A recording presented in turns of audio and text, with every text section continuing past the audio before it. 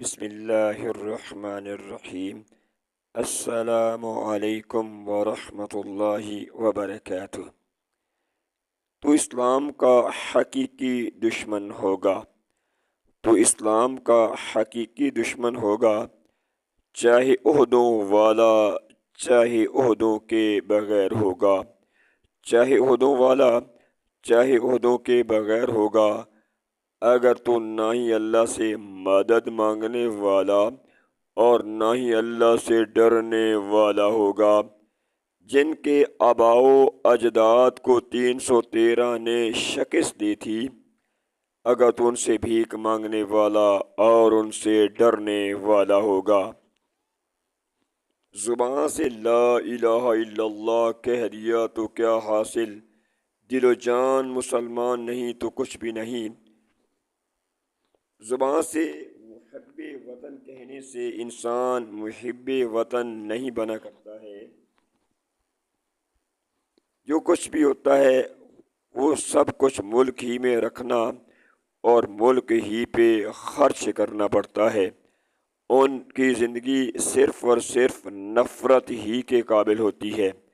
ان کی زندگی صرف اور صرف نفرت ہی کے قابل ہوتی ہے، چاہے ان کے ہاتھ میں چھڑی، چاہے کرسی، چاہے قلم ہوتی ہے۔ جن کی دولت بھی، اولاد بھی اور جائیداد بھی ملک ہی سے باہر ہوتی ہے،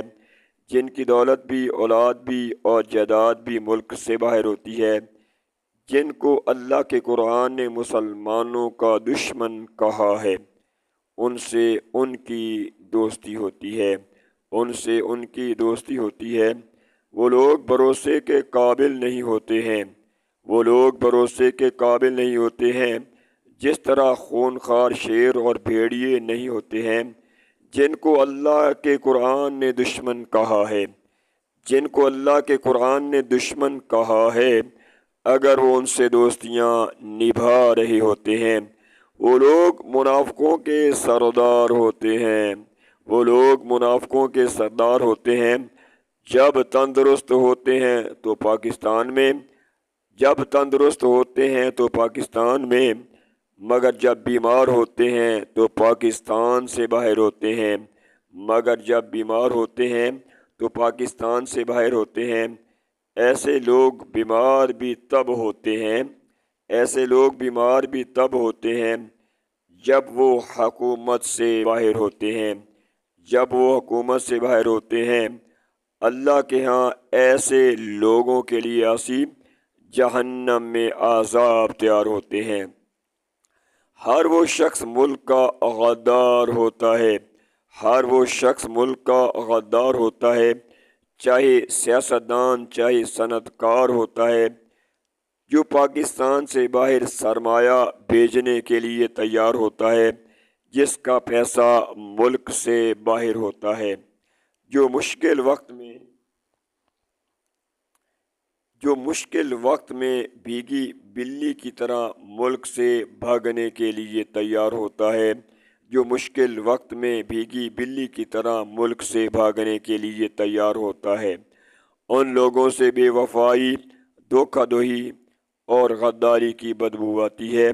ان لوگوں سے بے وفائی، دھوکہ دہی اور غداری کی بدبو آتی ہے، جس طرح گندگی سے بھرے ہوئے ڈھیر میں سے آتی ہے، جن کی دولت ملک پاکستان کے لوگوں کے نہیں بلکہ باہر کے لوگوں کے کام آتی ہے، جبکہ ملک میں مہنگائی ہی مہنگائی، بد امنی ہی بد امنی